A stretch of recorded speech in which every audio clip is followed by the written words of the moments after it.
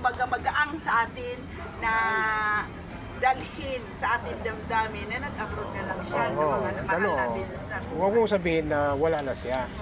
Gawin mo lang upload para di masyado mamimiss pa.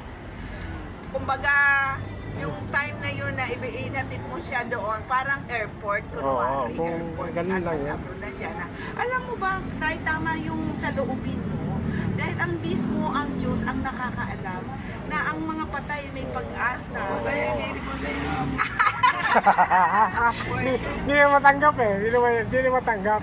Kaya abroad lang yung sinasabi niya. Oo. So, meron sila muli na may chance pa rin sila po tayo na bubuhayin muli at darating sila. Meron kami ditong magbasahin na may pagkabuhay muli ang mga minamahal natin sa buhay.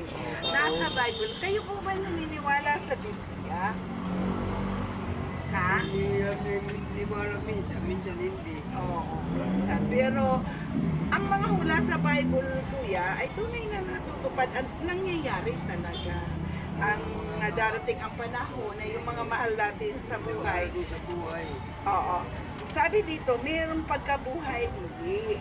At sila'y makakayakap mo rin at makakasama mo rin Wala siya. ka magagawa. Kaya dumarating siya na. Hindi dumarating, hindi tatanggapin niya.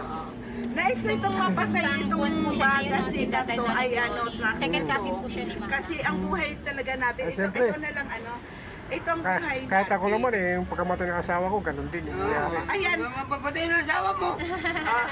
ito na lang namin sa Babasa iyo, na lang po. tapos mo na sa Bible para may sa mga pag-asa natin sa mahal sa buhay na darating ang panahon para lang silang nag-abroad pero may pangako ang Diyos na sila'y muling bubuhayin. Totoo yan. Saan? Yung sabi sa gawa, 15:24 na matuwid at di matuwid, kaya lang ang Diyos ang nakakaalam. Sige po, tay. Sige, salamat.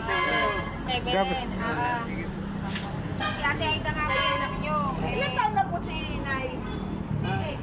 69?